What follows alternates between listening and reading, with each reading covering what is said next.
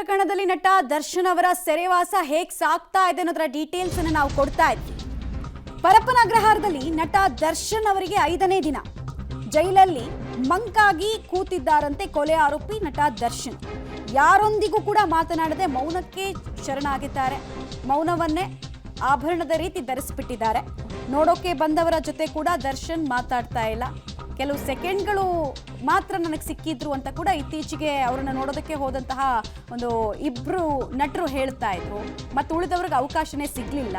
So Darshan complete ಆಗಿ change ಆಗಿಬಿಟ್ಟಿದ್ದಾರೆ. ಅಂದರೆ ಅವರ ಬಿಹೇವಿಯರಲ್ ಚೇಂಜಸ್ ಕಂಡು ಬರ್ತಾ ಇದೆ. ಮತ್ತು ತೀರಾ ಡಿಪ್ರೆಷನ್ಗೆ ಹೋದಂಗೆ ಕಾಣಿಸ್ತಾ ಇದ್ದಾರೆ. ಅಂತ ಸಹಜವಾಗಿ ಇಲ್ಲಿ ಅರೆಸ್ಟ್ ಆಗೋಕ್ಕೂ ಮುಂಚೆ ಚಿತ್ರರಂಗದಲ್ಲಿ ಉಚ್ಛ್ರಾಯ ಸ್ಥಿತಿಯಲ್ಲಿ ದರ್ಶನ್ ಇದ್ದಿದ್ದು. ಅತ್ಯಂತ ಉತ್ತುಂಗದ ಶಿಖರದಲ್ಲಿ ಸಕ್ಸಸ್ಸನ್ನು ಎಂಜಾಯ್ ಮಾಡ್ತಾ ಇದ್ದವರು.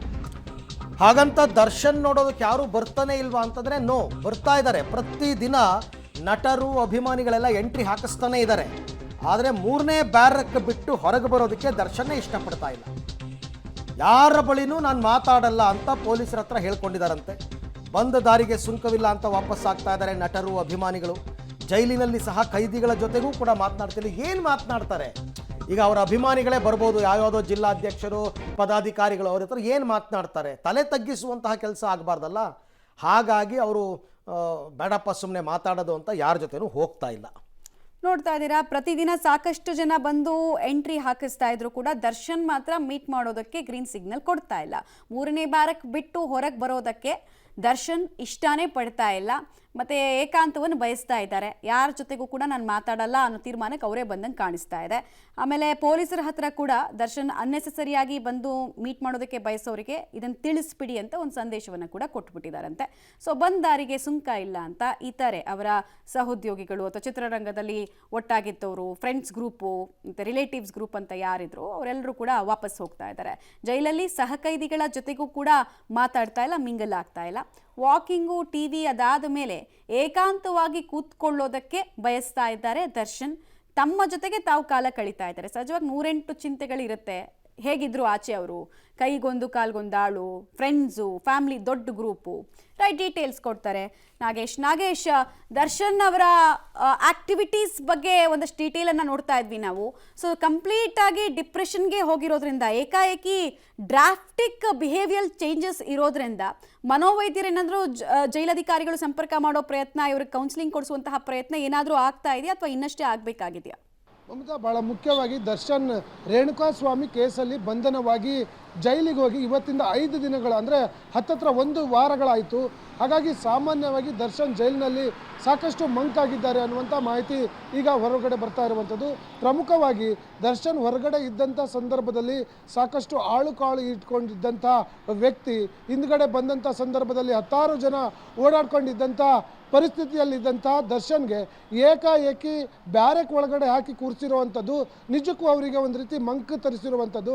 ಹಾಗಾಗಿ ದರ್ಶನ್ ಈ ರೀತಿ ಮಂಕ್ ಯಾರಿಗೂ ಕೂಡ ನಾನು ಭೇಟಿ ಆಗಲಿಕ್ಕೆ ಇಷ್ಟಪಡಲ್ಲ, ಯಾರು ಕೂಡ ನನ್ನ ಭೇಟಿಗೆ ಅವಕಾಶವನ್ನು ಕೊಡಬೇಡಿ ಅನ್ನುವಂಥ ಮನವಿಯನ್ನು ಅಲ್ಲಿಯ ಜೈಲಿನ ಸಿಬ್ಬಂದಿಗಳಿಗೆ ಸ್ವತಃ ದರ್ಶನ್ ಅವರೇ ಮಾಡ್ಕೊಂಡಿದ್ದಾರೆ ಅನ್ನುವಂಥ ಮಾಹಿತಿ ಇರುವಂಥದ್ದು. ಭಾಳ ಪ್ರಮುಖವಾಗಿ ಹೋದಂಥ ಸಂದರ್ಭದಲ್ಲಿ ಅಭಿಮಾನಿಗಳಾಗಲಿ, ಸಂಬಂಧಪಟ್ಟ ನಟರಾಗಲಿ ಹೋದಂಥ ಸಂದರ್ಭದಲ್ಲಿ ಪ್ರಶ್ನೆಗಳಾಗ್ಬೋದು, ಅವುಗಳಿಗೆ ಉತ್ತರಿಸಲಿಕ್ಕೆ ದರ್ಶನ್ಗೂ ಕೂಡ ಕಷ್ಟ ಆಗ್ಬೋದು ಅನ್ನುವಂಥ ಕಾರಣಕ್ಕೋ ಏನೋ ದರ್ಶನ್ ಯಾರಿಗೂ ಕೂಡ ನಾನು ಭೇಟಿ ಆಗಲಿಕ್ಕೆ ಇಷ್ಟಪಡೋದಿಲ್ಲ, ಯಾರಿಗೂ ಅವಕಾಶವನ್ನು ಕೊಡಬೇಡಿ ಅನ್ನುವಂಥ ಒಂದು ಕಡೆ. ಆದರೆ ಈಗಾಗಲೇ ಸಾಕಷ್ಟು ಮಂಕಾಗಿ ದರ್ಶನ್ ಇರ್ತಿರೋದ್ರಿಂದ ಎಲ್ಲೊಂದು ಕಡೆ ಮುಂದಿನ ದಿನಗಳಲ್ಲಿ ಅವರಿಗೆ ಮನೋವೈಜ್ಞರಿಂದ ತಪಾಸಣೆ ಮತ್ತು ಒಂದಷ್ಟು ಕೌನ್ಸಿಲಿಂಗ್ ಮಾಡಿಸುವ ಕೆಲಸಕ್ಕೂ ಕೂಡ ಜೈಲಾಧಿಕಾರಿಗಳು ಮುಂದಾಗ್ಬೋದು ಅನ್ನುವಂಥ ಮಾಹಿತಿಗಳು ಲಭ್ಯವಾಗ್ತಿರುವಂಥದ್ದು. ಯಾಕಂದರೆ ನಿರಂತರವಾಗಿ ಬಂದ 5 ದಿನಗಳಿಂದ ಅವರ ಫ್ಯಾಮಿಲಿ ಮೆಂಬರ್ಸ್ಗಳನ್ನು ಬಿಟ್ಟರೆ ಯಾರಿಗೂ ಕೂಡ ಭೇಟಿ ಆಗಲಿಕ್ಕೆ ಆತ ಇಷ್ಟಪಡ್ತಿಲ್ಲ ಅನ್ನುವಂಥ ಕಾರಣಕ್ಕಾಗಿ ಮುಂದಿನ ದಿನಗಳಲ್ಲಿ ಒಂದು ಕೌನ್ಸಿಲಿಂಗ್ ಮಾಡಿಸುವ ಸಾಧ್ಯತೆಗಳು ಕೂಡ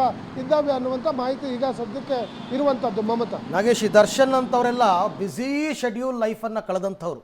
ದಿನ ಬೆಳಗ್ಗೆಯಿಂದ ಸಾಯಂಕಾಲ ತನಕ ಶೂಟಿಂಗು, ಅದಾದ ನಂತರ ಫ್ರೆಂಡ್ಸು, ಪಾರ್ಟಿ, ಮತ್ತೊಂದು ಮಗದೊಂದು.